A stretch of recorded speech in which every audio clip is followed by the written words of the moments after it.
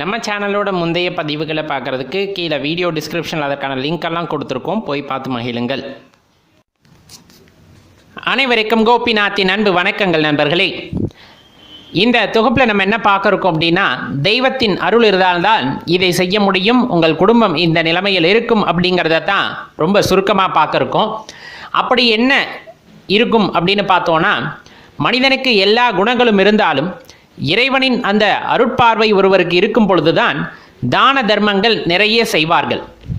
நிறைய பொருள் கொட்டி கிடக்கும், பொன் கொட்டி கிடக்கும், அவங்கக்கிட்ட இல்லாத பணமே இருக்காது. ஆனால் தானம் செய்ய வேண்டும், தர்மம் செய்ய வேண்டும் என்ற எண்ணம் அவர்களிடம், சில நபர்களிடம் இருப்பதில்லை. ஆனால் அளவாக சம்பாதிச்சாலும் சம்பாதிக்கிறதுல ஒரு பகுதியை வந்துட்டு தான தர்மம் செய்ய வேண்டும் என்ற எண்ணம் இறைவனுடைய கருணை இருந்தால் மட்டுமே உண்டாகும். இன்னொன்று, வாழ்க்கையில் எவ்வளவு பெரிய துன்பம் வந்தாலும் சரி, அந்த துன்பத்தை எதிர்கொள்ளக்கூடிய ஆற்றல் தெய்வத்தின் அருட்கடாட்சம் பெற்றவர்களுக்கு, தெய்வத்தின் அருள் பெற்றவர்களுக்கு மட்டும்தான் இருக்கும். சந்தோஷத்தை யார் வேணாலும் எடுத்துப்பாங்க, ஆனால் துன்பம் வரும்போது இறைவனிடம் விட்டுருவாங்க. கடவுள் என்ன கஷ்டப்படுத்துறார், துன்பப்படுத்துறாருன்னு. ஆனால் இறைவனோட அருட்பார்வை பெற்றவர்கள் அதையும் எதிர்கொள்ளக்கூடிய துணிவை பெற்றிருப்பார்கள். இது என்ன சாதாரண விஷயம்? இறைவன் என்னுடன் இருக்கும்போது இதெல்லாம் ஒரு பெரிய விஷயமே இல்லைன்னா அந்த எதிர்த்து நிற்கக்கூடிய ஆற்றலை பெற்றிருப்பார்கள். அந்த குணம் உங்களிடம் இருந்தால் இறைவனோட அருட்பார்வை உங்கள் மீது இருக்கிறது என்பதை தெளிவாக தெரிந்து கொள்ளுங்கள். அதே போல அமைதி, பொறுமை அப்படிங்கிற ஒரு விஷயம் ரொம்ப முக்கியம். இந்த குணம் யாரிடம் இருக்கும்னா, இறைவனோட அருட்பார்வை பெற்றவர்களிடம்தான் இருக்கும். ஏன்னா சட்டுன்னு கோவப்பட்டுருவாங்க, பிறர் பேசுவதை கேட்க மாட்டாங்க. தனிமை அப்படிங்கிறது இருந்தாலும் அந்த அமைதி இல்லாமல் ரொம்ப நிலை தடுமாறுவாங்க சாதாரண நபர்கள். ஆனால் இறைவனோட கருணையை பெற்றவர்கள் எந்த இடத்துல இருந்தாலும் மனதை அமைதி நிலையில் வைத்திருக்கக்கூடிய ஆற்றலை பெற்றிருப்பார்கள். எந்த ஒரு காரியத்திலும் பார்த்தீங்கன்னா பொறுமையாக கையாண்டு அதற்கான முடிவை சரியாக எடுக்கக்கூடிய ஆற்றல் உடையவர்களாக இருப்பார்கள். அதே போல இறைவனின் அருட்பார்வை பெற்றவர்களுக்கு பார்த்தீங்கன்னா உணவு தட்டுப்பாடு பெரும்பாலும் வரவே வராது. அவர்களுக்கு தேவையானது என்ன என்று அறிந்து இறைவன் அவர்களுக்கு கொடுப்பார். போதும் என்ற மனம் அவர்களிடம் இருக்கும், இன்னும் சேர வேண்டும் என்ற எண்ணம் அவர்களிடம் இருக்காது. அதனால் பார்த்தீங்கன்னா இறைவன் அவர்களுக்கு என்ன தேவையோ அதை பார்த்து கொடுப்பார், இறைவனின் அருட்கடாட்சம் உண்டாகிவிட்டால். அமைதியான குடும்பம், அவர்களை அனுசரித்து செல்லக்கூடிய குடும்பமானது அவர்களுக்கு அமையப்பெறும். அதே போல் எல்லாத்திற்கும் மேலாக பார்த்தா தன்னை உணர்தல் அப்படிங்கிற அந்த ஒரு வேட்கை அப்படிங்கிறது இவர்களிடம் உண்டாகும். இது சாதாரண விஷயம் இல்லைங்க, எல்லாத்துக்கும் நடைபெறுவதும் அல்ல. இறைவனோட கருணையை பெற்றவர்களுக்கு இந்த தன்னை உணர்தல் அப்படிங்கிற அந்த ஒரு வாய்ப்பானது கிடைக்கிறது. சரியான குருவை அனுப்பி அல்லது தானே குருவாக இருந்து இறைவன் அவர்களுக்கு வழிகாட்டுகின்றார். சில நேரங்களில் அசிரியராகவோ, சில நேரங்களில் குருவாக இருந்து அவர்கள் எப்படி நடந்து கொள்ள வேண்டும் அப்படிங்கிறத அவங்களுக்கு தெளிவாக வழிகாட்டுகிறார். அப்படின்னா அதில் மாற்று கருத்தே இருக்காது. பார்க்கின்ற அனைத்தையும் இறைவனாக பார்க்கக்கூடிய தன்மையை பெற்றுவிட்டால் அவர்களுக்கு கண்டிப்பாக இறைவனுடைய அந்த கருணை, இறைவனுடைய அருட்பார்வை உண்டு அப்படிங்கிறத தெளிவாக தெரிந்து கொள்ளுங்கள். அதே போல் பெரியோர்களை மதித்தல், ஆசிரியர்களை மதித்தல் அப்படிங்கிறது, ஏன்னா குரு அப்படிங்கிறது உயர்ந்த ஸ்தானம். நம்மை பெற்றவர்களையும் சரி, நமது வயதில் முதிர்ந்தவர்களையும் சரி, மரியாதையுடன் நடத்தப்படக்கூடிய தன்மை இறைவனின் அருட்கடாட்சம் பெற்றவர்களுக்கு அதிகமாக இருக்கும். இது சாதாரணமாக எடுத்துக்க வேண்டாம், நீங்கள் கவனிச்சிங்கன்னா தெரியும். பார்ப்பவர்கள் அனைவரையும் இறைவனாகவே பார்க்கும் தன்மை இருந்தால் மட்டும்தான் இப்போ நம்ம சொன்ன இந்த ஒரு விஷயமானது கட்டாயமாக இருக்கும். இந்த மாதிரி நல்ல குணங்கள் உங்களிடம் அமைய பெற்றிருக்கிறது அப்படிங்கும் போது நீங்களும் இறைவனுடைய அருட்பார்வையை பெற்றவர்கள் அப்படிங்கிறதுல எந்த மாற்று கருத்துமே இல்லை நண்பர்களே. தெய்வ சக்தி அல்லது கடவுளுடைய அருள் உங்களுக்கு கிடைத்து விட்டால் சில விஷயங்களை பற்றி நாம் எப்பொழுதுமே கவலை கொள்ளக்கூடாது.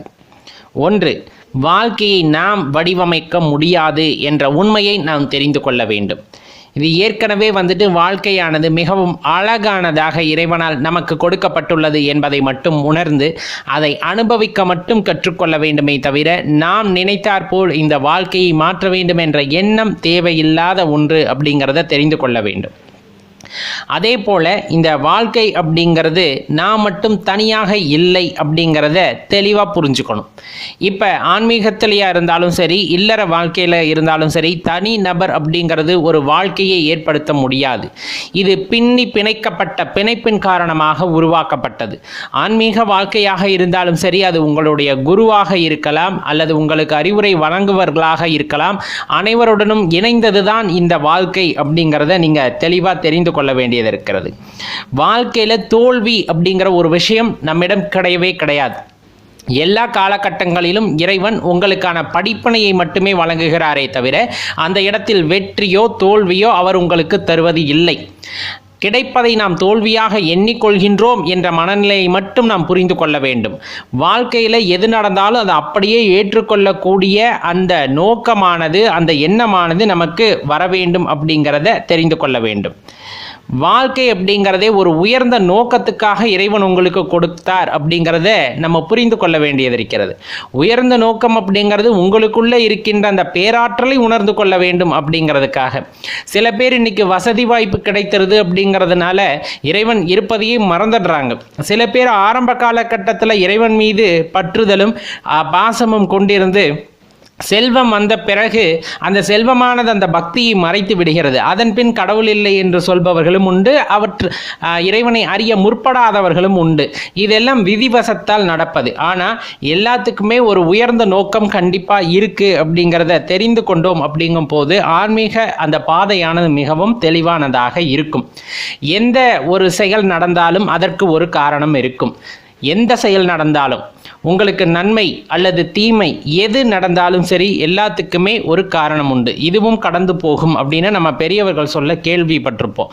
அதே போல தான் நம்ம காலையில் எழுந்தது முதல் நமது வாழ்க்கையில் நடக்கின்ற ஒவ்வொரு செயல்களும், நாம் சந்திக்கின்ற ஒவ்வொரு மனிதர்களும் நம் வாழ்க்கையோடு தொடர்பு கொண்டவர்கள் அப்படிங்கிறத ரொம்ப தெளிவாக ஆன்மீகத்தில் இருக்கவங்க அல்லது அந்த கடவுளோட அருள் பெற்றவங்க புரிந்து கொள்ள வேண்டும்.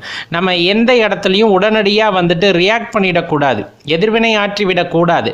ஏன்னா எல்லாத்துக்குமே காரண காரியங்களோடு நடக்கின்ற இந்த நிகழ்வுகளில் இந்த நிகழ்வு ஏன் நடந்தது அப்படின்னு கொஞ்சம் பொறுத்திருந்தோம் அப்படின்னா நமக்கு அதுக்கான பொருள் வந்துட்டு தெளிவாக புரிஞ்சிடும். அதே போல் ஆன்மீகத்தில் வந்துட்டு இருக்கக்கூடிய அமானுஷ்யங்களையும் நாம் அனுபவிக்க கற்றுக்கொள்ள வேண்டும். ஆன்மீக வாழ்க்கைன்னு போகும்போது சில அமானுஷ்யமான நிகழ்வுகள் நமக்கு தென்படும். நம்ம உடலுக்குள்ளேயோ அல்லது நம்மை சுற்றி இருக்கக்கூடிய இந்த இயற்கையின் மூலமாக சில அமானுஷ்யமான விஷயங்கள் வந்துட்டு நமக்கு தெரிய வரும். அதை பற்றியெல்லாம் அறிந்து கொள்ள வேண்டும், அதை அனுபவிக்க கற்றுக்கொள்ள வேண்டும் அப்படிங்கிறத ரொம்ப தெளிவாக தெரிஞ்சுக்குங்க. அதே போல் நம்ம வந்துட்டு ஆன்மீகத்தில் ஒரு உயர்ந்த நிலையை அடைந்து விட்டோம், தெய்வ பக்தி அதிகமாக வந்துட்டு நம்மிடம் இருக்குது அப்படின்னமே நம்ம நினச்ச உடனே எல்லா விஷயமும் நடக்க வேண்டும் அப்படின்னு நினைக்கிறது ரொம்ப ஒரு அறியாமையில் இருப்பவர்கள் நினைக்கக்கூடியது. எல்லாத்துக்குமே ஒரு காலம் அப்படிங்கிறது உண்டு. அந்த காலத்தில் வரையிலும் நாம் பொறுத்திருக்க வேண்டும் என்ற ரகசியத்தை யார் ஒருவர் உணர்ந்து கொள்கிறார்களோ அவர்களுக்கு அது வெற்றியாகவே அமையும் அப்படிங்கிறதுல எந்த மாற்று கருத்துமே இல்லை நண்பர்களே. ஆன்மீகத்தில் ஒரு உச்சநிலை தொட்டாலும் கூட இந்த விஷயங்களை நாம் எப்பொழுதுமே மனதில் நிறுத்தி கொள்ளும் பொழுது நம்முள் ஏற்படுகின்ற சலனங்கள் அது தணிந்துவிடும் அப்படிங்கிறதுல எந்த மாற்று கருத்தும் இல்லை.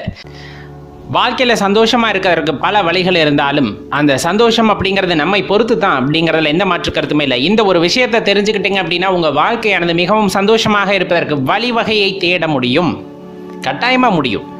நம்ம சேனலுக்கு முதன்முறையாக வரவங்களா இருந்தால் மறக்காமல் சப்ஸ்கிரைப் பட்டனையும் பக்கத்தில் இருக்க பெல் ஐக்கானையும் ப்ரெஸ் பண்ணிக்கோங்க. இந்த வீடியோ உங்கள் நண்பர்களோட பகிர்ந்துக்குங்க. வாழ்க்கையில் சந்தோஷம் அப்படிங்கிறது வேற எங்கேயும் இல்லை, நம்ம தேடி போக தேவையும் இல்லை. நமக்குள்ளே இருக்க சந்தோஷம் நாம் தான் அனுபவிக்கணும் அப்படிங்கிறத பல பேர் சொல்ல கேள்விப்பட்டிருப்போம்.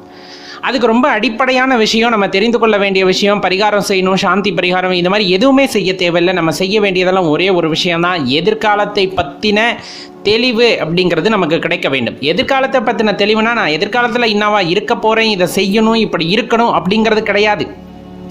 எதிர்காலம் என்பது என் கையில் இல்லை அப்படிங்கிற அந்த உண்மையை தெரிந்து கொண்டால் முடிஞ்சு போச்சு. இப்போ நம்ம ஆன்மீகம் அப்படிங்கிறது கிடையாது, நீங்கள் அறிவியல் பூர்வமாகவே எடுத்துக்கோங்க. உங்கள் எதிர்காலத்தை உங்களால் கணிக்க முடியுமா? இப்படித்தான் இத்தனை வயசில் இருப்பேன், இந்த நாளில் இருப்பேன்னு நம்மளால் சொல்ல முடியுமானா கிடையவே கிடையாது. அவ்வளவு பெரிய ஸ்கெட்செல்லாம் போட்டு வச்சுருந்தவங்க, நான் இந்த வயசில் இப்படி இருப்பேன் அப்படிங்கிறதெல்லாம் ஸ்கெட்ச் போட்டிருந்தவங்களாம் ஒரு வினாடி, அந்த ஒரு வினாடி என்ன நடந்துச்சுன்னே தெரியல, அவ்வளோதான் முடிஞ்சு போச்சு அவங்க வாழ்க்கை அப்படிங்கிற மாதிரி போயிடும். அது இந்த காலத்துக்கு ரொம்பவே பொருந்தும். அப்போ எதிர்காலத்தை பற்றி தேவையில்லாமல் கவலைப்பட்டுக்கிட்டு இருக்கக்கூடாது. நடந்து விட்டது விட்டு விடுங்கள். அதே போல தான் கடந்த காலம் முடிஞ்சு போச்சு, அதை உங்களால் எதுவும் மாற்ற முடியாது. அப்போ எதிர்காலம் உன் கையில் இல்லை. ரெண்டே விஷயம்தான், ஒன்று முடிந்தது. அப்போ கடந்த காலத்தை பற்றி நீ யோசிக்கவே கூடாது. அதே போல் எதிர்காலம் உன் கையில் இல்லை, வீணாக கற்பனை செய்து கொள்ளாதே. இந்த ரெண்டு விஷயத்தை நீங்கள் தெளிவாக தெரிஞ்சுக்கிட்டீங்கன்னா அடுத்து நம்மளுக்கு கிடைக்கக்கூடிய ஒரு பெரிய அனுபவம் அப்படிங்கிறது நிகழ்காலத்தில் வாழ்தல். சாத்தியமா? கட்டாயமாக சாத்தியம். எப்படி சாத்தியம்? அந்த எண்ணங்களின் சிதறவுகளை ஒரே இடத்தில் குவித்து விட்டு ஒரே எண்ணம், நாம் இப்போ என்ன செய்கிறோமோ அதில் மட்டும் நம்மளோட எண்ணங்களை குவித்து விட்டால் முடிந்து விட்டது. நீங்கள் எதிர்காலத்தை பற்றியும் யோசிக்க மாட்டேன், கடந்த காலத்தை பற்றியும் யோசிக்க மாட்டேன். பாதி வாழ்க்கை கடந்த காலத்தை பற்றி யோசிச்சு முடிஞ்சிடும், மீதி வாழ்க்கை எதிர்காலத்தை பற்றி யோசிச்சு முடிஞ்சிடும். நிகழ்காலம் அப்படிங்கிறது பொய்யாகவே போய்விடுகிறது. அப்படி இருக்கும்போது சந்தோஷம் அப்படிங்கிறது எங்கேருந்து வரும்? அப்போ ஒரு மனிதன் நிறைவான வாழ்க்கை வாழ்கின்றான் அப்படிங்கும்போது ஒரு ரெண்டு விஷயம் அவனுக்கு ரொம்ப முக்கியம். தான் சந்தோஷமாக இருப்பதின் மூலமாக மற்றவர்களையும் சந்தோஷப்படுத்துதல், அதுதான் இங்கே ரொம்ப முக்கியமான விஷயம். நம்ம சந்தோஷமாக இருக்கோமோ இல்லையோ, மற்றவங்களும் சந்தோஷமாக இருக்கக்கூடாது அப்படின்னு நினைக்கிற மனசெல்லாம் இருக்கக்கூடாது. நம்மளும் சந்தோஷமாக இருந்து அதே சமயத்தில் நம்ம சுற்றி இருப்பவர்களை சந்தோஷப்படுத்துதல் அப்படிங்கிறது ஒரு மனுஷனுக்கான சிறப்பான இயல்பு. நம்ம சிரிக்கிறோமா, மற்ற 10 பேர்த்த சிரிக்க வைக்கணும். அவங்க எவ்வளோ கவலையில் இருந்தாலும் அந்த கவலையை விட்டு வெளியே கொண்டு வரணும். கவலை ஏன் வருது? ஒன்று கடந்த காலத்தை யோசிப்பாங்க, இல்லை எதிர்காலத்தை பற்றி யோசிப்பாங்க. இந்த ரெண்டுமே இல்லாதவனுக்கு அந்த கவலை அப்படிங்கிறது இருக்காது. ஆனால் கவலை இல்லாத மனிதனை இன்று பார்க்க முடிவதில்லை.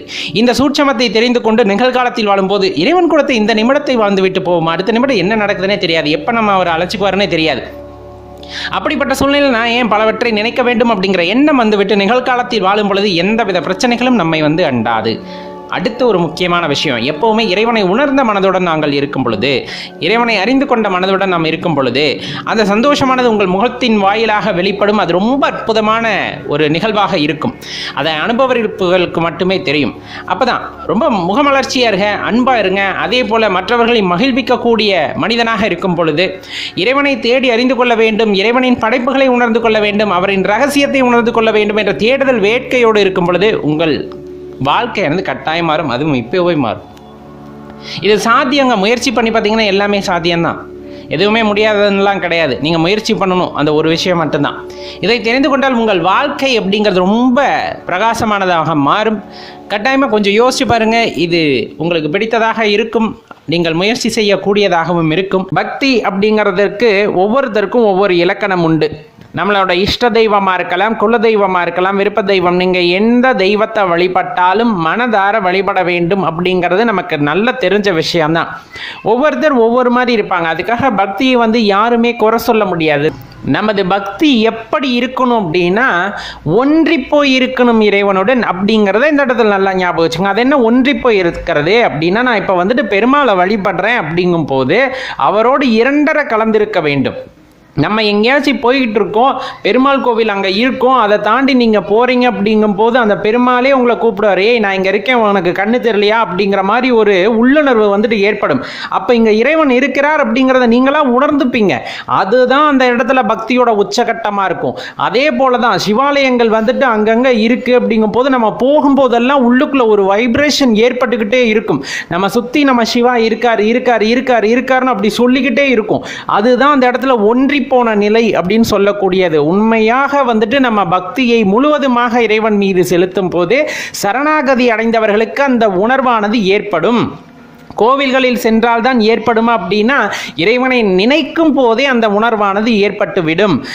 ஒரு விஷயத்தை நம்ம ரொம்ப தெளிவாக செய்யணும். என்னன்னா, கோவில்களில் சென்று இறைவனை காண்பதற்கு பதிலாக நம்முள் இருக்கின்ற இறைவனை உணர வேண்டும். ஜோதி ரூபமாக இருக்கின்ற இறைவனை உணர வேண்டும். மனசுக்குள்ள கோயிலை கட்டுங்க, மனசுக்குள்ள மந்திரத்தை சொல்லுங்க, மனசுக்குள்ள பூஜையை பண்ணுங்க. அப்போ நம்ம எங்கேயும் போய் நின்று இறைவன் கிட்ட வேண்டாம். அதைத்தான் எதுவும் நீங்கள் கேட்க வேண்டாம். நீங்கள் மனசுக்குள்ள கோயிலை கட்டிட்டீங்க, முருகனுக்கோ அல்லது சக்தி தேவிக்கோ இல்லை நீங்கள் விருப்பப்படுகின்ற தெய்வத்துக்கு உங்கள் மனதினுள்ள கோயிலை கட்டிட்டு தினமும் மந்திரத்தை சொல்லி நீங்க அதுக்கு பூஜை பண்ணிக்கிட்டு இருக்கீங்க அப்படிங்கும் போது நீங்க வேண்டாமலே உங்களுக்கு என்ன தேவை என்பதை இறைவன் உணர்ந்து கொள்கின்றார். அப்படி உணர்ந்து கொள்ளும் போது தானாக அது நடக்கின்றது. நீங்க கோவிலுக்கும் போக வேண்டாம், யாருக்கிட்டையும் வேண்டுதலையும் வைக்க வேண்டாம். அப்ப உன்னதமான பக்தி என்பது உன் உள்ளத்தில் கோவில்களை கட்டி அந்த இறைவனுக்கு நடக்கின்ற பூஜைகளின் வாயிலாகவே உனக்கு நல்லது நடந்துருது அப்படிங்கிறத இந்த இடத்துல நல்லா தெரிஞ்சுக்கணும். இறைவன் ரொம்ப எளிமையா எல்லாத்தையுமே தெரிஞ்சுக்கிட்டாரு போல. ஏன்னா இறைவன்கிறது நமக்கு வெளியே இருந்தால் நம்ம தேடி கண்டுபிடிச்சிடுவோம்.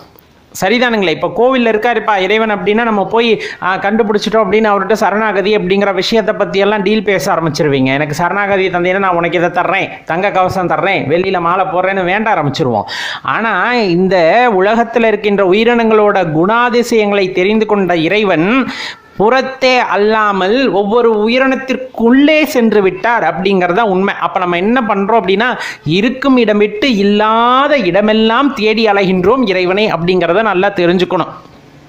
நமக்குள்ள இறைவனை வைத்துக்கொண்டு நாம் எங்கே தேடுறோம் அப்படின்னா, வெளியே அங்கே இருப்பாரா, இங்கே இருப்பாரா, அந்த கோவிலில் போனால் என்ன செய்வார், இந்த கோயிலில் போனால் என்ன செய்வாருன்னு நம்ம வெளியவே தேடிக்கிட்டு இருக்கோம் இல்லைங்களா. அதை விட உயர்ந்தது அப்படிங்கிறது அக வழிபாடு அப்படிங்கிறத நமக்கு உணர்த்துறதுக்கு அவர் முயற்சி செஞ்சுதான் என்ன பண்ணிட்டார் அப்படின்னா, நமக்குள்ளே போய் உக்காந்துக்கிட்டார். நம்ம எல்லா பக்கமும் தேடுவோம், ஆனால் நமக்குள்ள மட்டும் தேட மாட்டோம். ஒரு சிலருக்கு மட்டும்தான் அந்த ஞானம் வாய்க்கின்றது. உள்ளே இறைவன் இருக்கின்றான் என்பது ஒரு சிலருக்கு மட்டும்தான் தெரிய வந்து அதை தேட ஆரம்பிக்கின்றார்கள். தேடலின் போது பல தடைகள் வந்தாலும் அதை உடைத்தெறிந்துவிட்டு உள்ளே இருக்கின்ற அந்த சிவத்தை உணரும் போது முழுமை அடைகிறார்கள் அப்படிங்கிறத நல்லா தெரிஞ்சுக்கணும். அப்பதான் உங்களுக்கு உள்ள ஒளிந்திருக்கின்ற இறையாற்றலானது வெளிப்படும். அதன் வாயிலாக உங்களுக்கு இரக்கம், அன்பு, கருணை எல்லாமே பொங்கி வழியும். அதன் வாயிலாக நீங்களே இறைவனாக மாறுகிறீர்கள் அப்படிங்கிறதா இந்த இடத்துல உண்மை. அப்போ இறைவனை நம்ம எங்கே போய் தேடணும், எங்கேயும் போய் தேட வேண்டாம், அமைதியாக உட்காந்து உங்களுக்குள்ள தேடணும் அப்படிங்கிறத நல்லா தெரிஞ்சுக்குங்க என் நண்பர்களே. மறக்காமல் இந்த பதிவு உங்கள் நண்பர்களோடையும் பகிர்ந்துக்குங்க. எல்லோருமே உள்ளார்ந்த தேடலை ஆரம்பிக்கட்டும் அப்படின்னு தான் நம்ம கேட்டுக்கொள்கின்றோம். அனைவருக்கும் கோபிநாத்தின் அன்பு வணக்கங்கள் நண்பர்களே. இந்த தொகுப்பு எதை பற்றினா, சில பேர்த்துக்கு எதிர்காலத்தில் நடக்கிறது கொஞ்சம் முன்னாடியே தெரிஞ்சிடும். அவங்கெல்லாம் அந்த இன்ட்யூஷன் அப்படின்னு சொல்லுவாங்க, எதிர்காலத்தை உணர்தல் அப்படின்ட்டு. இது பெரும்பாலும் எல்லாத்துக்குள்ளேயும் சிறிய அளவில் வந்துட்டு இருக்கும். ஒரு இடத்துக்கு போகிறோம் அப்படின்னா இதுக்கு முன்னாடி எதுவும் நடந்த மாதிரி என்ன நடக்க போகுது அப்படிங்கிறது ஒரு 10 செகண்டுக்கு முன்னாடியோ இல்லை ஒரு நிமிஷத்துக்கு முன்னாடியோ, இல்லை சில பேர்த்துக்கு ஒரு நாள் 2 நாளைக்கு முன்னாடியெல்லாம் தெரிஞ்சிடும். சில பேர்த்துக்கு கனவுல வந்துடும் அப்படிம்பாங்க. இந்த மாதிரி சில சைக்கலாஜிக்கல் ஃபேக்ட் வந்து இருக்கத்தான் செய்யுது. அதை அறிவியலும் பார்த்தீங்கன்னா அங்கீகரிக்குது. சில பேர்த்துக்கு இந்த மாதிரி இன்ட்யூஷன்ஸ் வருகிறது அப்படிங்கிறத, சில பேர்த்துக்கு நடக்கிறத வந்துட்டு சில பேர் ரெக்கார்ட்ஸாகவும் வந்துட்டு பதிவு செஞ்சுருக்காங்க. இப்படி வந்து நமக்குள்ள ஒரு குணம் இருக்குது அப்படிங்கிறது நம்மளுக்கு தெரிஞ்சிருச்சுன்னா அதுக்கப்புறம் வந்துட்டு சில பிரச்சனைகளை நாம் எதிர்கொள்ளக்கூடும். அந்த பிரச்சனைகள் என்னென்ன, அதிலேருந்து நாம் எப்படி நம்மை விடுவித்து கொள்ள வேண்டும் அப்படிங்கிறதுல தான் ரொம்ப கேர்ஃபுல்லாக இருக்கணும். இந்த இன்ட்யூஷன்னாலே நம்ம என்ன சொல்கிறோம்னா, எதிர்காலத்தை குறித்தது. இப்போ கடந்த காலம் அப்படிங்கிற நினைவுகள் வந்துட்டு எல்லாத்துக்குமே இருக்கிறது. ஆனால் எதிர்காலம் குறித்த அந்த நிகழ்வுகள் வந்து நம்ம மனசுக்குள்ளே நிழலாடும் போது எப்போவுமே ஒரு குழப்ப நிலையிலேயே இருக்கிற மாதிரி ஆகிடும். அப்போ என்னென்ன பிரச்சனைகள் வரக்கூடும்னா, முதல்ல பார்த்தீங்க அப்படிங்கும்போது எந்த டிசிஷனையும் எடுக்க முடியாது ஃபஸ்ட்டு. ஏன்னா நம்ம இன்ட்யூஷனில் வந்துட்டு என்ன நடக்க போகுது அப்படிங்கிறது வந்துட்டு ஒரு இமேஜாவோ ஒரு சீக்வென்ஸாவோ தெரிஞ்சிருக்கும். அப்போ நிகழ்காலத்தில் நீங்கள் ஆக்ட் பண்ணும்போது நம்ம இந்த செயலை செய்யலாமா வேண்டாமா அப்படிங்கிற ஒரு குழப்ப நிலையானது அவர்களுக்குள் வந்துடும். ஏன்னா இறுதியில் இதுதான் நடக்க போதோ அப்படிங்கிற ஒரு எண்ணம் நம்ம மனசுக்குள்ளே வந்துருச்சுன்னா அந்த இடத்துல செயல்படலாமா வேண்டாமா அப்படிங்கிற குழப்பத்தில் அந்த நபர்கள் வந்து நின்றுடுவாங்க. அப்போ அவங்களுக்கான ஆக்ஷன்ஸ் எதுவுமே அந்த இடத்துல இல்லாமல் போயிடும். அதுதான் இந்த இடத்துல ரொம்ப பெரிய பிரச்சனையாயிடும். இன்னொன்று பார்த்தீங்கன்னா, இந்த இன்ட்யூஷன் உங்களுக்கு இருக்குது அப்படின்னு தெரியுது, உங்கள் நண்பர்கள்கிட்ட சொல்கிறீங்க, உங்கள் உறவினர்கள்கிட்ட தெரியாமல் சொல்லிட்டீங்க அப்படின்னா அவங்களோட தொந்தரவு உங்களுக்கு ரொம்ப அதிகமாகிடும். எப்படி தொந்தரவு அதிகமாகும்னு சொல்கிறோன்னா, எனக்கு என்ன நடக்கும் அப்படின்ட்டு யோசிச்சு பாறேன் அப்படிங்கிற அந்த வார்த்தைகள், அதை பற்றி கேட்டு கேட்டு நச்சரிக்க ஆரம்பிச்சிடுவாங்க. இதனாலேயே நம்ம வாழ்க்கையை வந்துட்டு உண்மையிலுமே வாழ முடியாத நிலைக்கு வந்துட்டு தள்ளப்பட்டு விடுவோம் அப்படிங்கிறது ரொம்பவே முக்கியமான விஷயம் இந்த இடத்துல. அதனால அந்த விஷயங்களை இப்போ நம்மளுக்கு இருக்கக்கூடிய அந்த இன்ட்யூஷன் அப்படிங்கிறது, எதிர்காலத்தை கணிக்கக்கூடிய அந்த திறனை பற்றி நம்ம யாருக்கிட்டையுமே வந்துட்டு பேசக்கூடாது அப்படின்ட்டு சொல்லப்படும். ரொம்ப முக்கியமான விஷயம் என்ன அப்படின்னா, இப்போ இந்த இன்ட்யூஷனில் தெரிஞ்சிடும் யார் நல்லவங்க யார் கெட்டவங்க, இதில் எது கரெக்டான செயல் எது தப்பான செயல்னு தெரிஞ்சிடும். அப்போ ஒருத்தரை பார்க்கும்போதே அவங்கள அனலிசிஸ் பண்ண ஆரம்பிச்சிடுவோம், இவங்க சரியான நபரா கெட்ட நபரா அப்படிங்கிறது. அவங்க ஏதாச்சும் பொய்யா பேசுகிறாங்க அப்படிங்கும்போது அது உங்களுக்கு தெரிஞ்சிடும். அதுவுமே உங்கள் வாழ்க்கையில் சில இடத்துல பிரச்சனையை கொண்டு போய் விட்டுரும். ஏன்னா டக்குன்னு நம்ம ரியாக்ட் பண்ண ஆரம்பிச்சிடுவோம், வேன் பொய்யானால்டா அப்படின்ட்டு. அப்போ அந்த சமுதாயத்தில் நம்ம மேலே இருக்கக்கூடிய அந்த நம்பகத்தன்மை அப்படிங்கிறது கொஞ்சம் பாதிக்கப்படும். யாருமே வந்துட்டு உங்ககிட்ட ஃப்ரீயாக பேச மாட்டாங்க. இவங்கிட்ட பேசினோம் அப்படின்னா உண்மை தெரிஞ்சிருமே அப்படின்னு உங்களை விட்டு ஒதுங்கி போக ஆரம்பிப்பாங்க. இந்த மாதிரி எல்லாருமே ஒதுங்கி போகும்போது நம்ம என்னமோ தனிமையாக இருக்கிற மாதிரியான ஒரு ஃபீலுக்கு வந்துட்டு தள்ளப்பட்டுருவோம். அதுதான் இந்த இடத்துல பெரிய பிரச்சனையாகும். ரொம்ப முக்கியமாக நம்மளோட ஃபீலிங்க்கு எதிராக இருக்கக்கூடிய எந்த செயலையுமே நம்மளால் செய்ய முடியாது. உதாரணத்துக்கு நாளைக்கு காலையில் நான் கோயிலுக்கு போவேன் அப்படிங்கிற இன்ட்யூஷன் எனக்கு வந்திருக்கு அப்படிங்கும் போது, இன்னைக்கு ராத்திரி அம்மா நாளைக்கு ஹோட்டலுக்கு போகலாமாடா அப்படின்னு சொல்லும்போது அம்மா வந்துட்டு பாசமாக கேட்குறாங்க. இந்த இடத்துல தவிர்க்கவும் முடியாது. ஆனால் நாளைக்கு நான் வந்துட்டு கோயிலுக்கு போகிற மாதிரி தானே கனவு கண்டேன் அப்படின்ட்டு அம்மாவோட அந்த வேண்டுதலை வந்துட்டு நிராகரிக்கிறதுக்கு நம்ம முன் செல்வோம். அப்போ அந்த இடத்துல உறவுகளுக்குள்ளே வந்துட்டு சில விரிசல்கள் ஏற்படுவதற்கும் அதிகமான வாய்ப்புகள் உண்டு. இதையெல்லாம் தவிர்த்துக்கிறது ரொம்பவே நல்லது. அப்படி அதே போல் இந்த இன்ட்யூஷன் இருக்க பீப்புள்ஸ் பார்த்தீங்க அப்படின்னா ரொம்ப திங்க் பண்ண ஆரம்பிச்சிருவாங்க. ஓவர் திங்கிங் அப்படின்னு நம்ம சொல்லுவாங்க.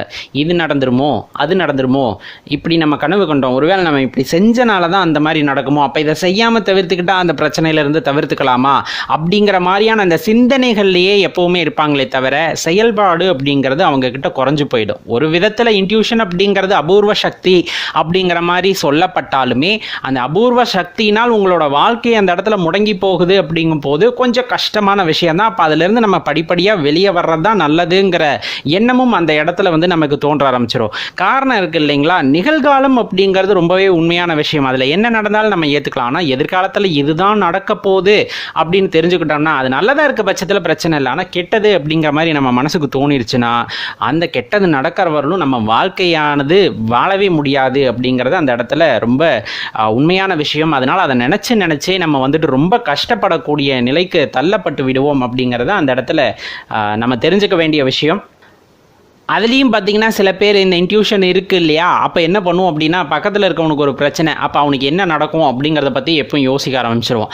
அவனோட பிரச்சனையை நம்ம தீர்த்து வைக்கணும் அப்படின்னா அவனை பற்றி நம்ம யோசிச்சுட்டு இருந்தோம்னா அவனுக்கு என்ன நடக்க போது நமக்கு தெரியும், நம்ம அவனுக்கு சொல்லலாம் அப்படிங்கிற மாதிரி நம்ம நினைப்போம். அதே போல் எல்லாத்துக்குமே நம்ம பண்ணணும்னு நினைக்கும் போது அந்த இடத்துல நம்மளோட வாழ்க்கை அப்படிங்கிறது எதுக்கு அப்படின்னே தெரியாமல் போயிடும். மற்றவங்க பிரச்சனையை தீர்க்கிறதுலே நம்ம வாழ்க்கையை வந்துட்டு அழித்து கொள்ளக்கூடிய நிலையும் அவர்களுக்கு ஏற்பட்டு விடும். அப்படிங்கிறனால இந்த இடத்துல ரொம்பவே சென்சிட்டிவாக அவங்க ஹேண்டில் பண்ணணும். அதே போல் அவங்களோட ஃபீலிங்ஸை அவங்களால கண்ட்ரோலே பண்ண முடியாது. நினைப்பாங்க எதிர்காலத்தை பற்றி நம்ம நினைக்க வேண்டாம் அல்லது அந்த உணர்வுகள் நமக்கு வர வேண்டாம் அப்படிங்கிற அந்த எண்ணம் அவங்களுக்குள்ளே திருப்பி வந்துக்கிட்டு இருக்கோம். ஆனால் அது ரொம்ப கஷ்டம் அந்த இடத்துல.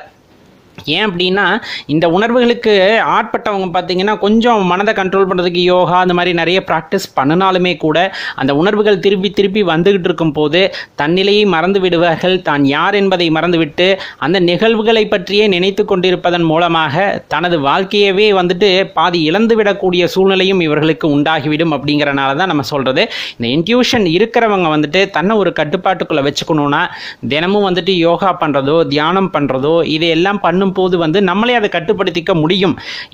அப்படி கட்டுப்படுத்திக்கிட்டீங்க அப்படிங்கும்போது நம்மளுக்கு எந்த பிரச்சனைகளும் இல்லாமல் நம்மை தற்காத்து கொள்ள முடியும். அதே போல் இந்த மாதிரி இன்ட்யூஷன்ஸ் எல்லாம் வருது அப்படிங்கும்போது அதை நமக்குள்ளேயே வச்சுக்கிறது நல்லது. அதை பிறரிடம் சொல்லாமல் இருக்கிறதும் ரொம்பவே நல்லது அப்படிங்கிறத தெரிஞ்சுக்குங்க. ஏன்னா நடக்குது அப்படிங்கும்போது சுற்றி இருக்கிறவங்களோட நாமினேஷன் அல்லது அவங்களோட ப்ரெஷர் அப்படிங்கிறது உங்கள் மேலே இறங்கும். நம்மளை நம்ம கண்ட்ரோல் பண்ணிக்க முடியாது.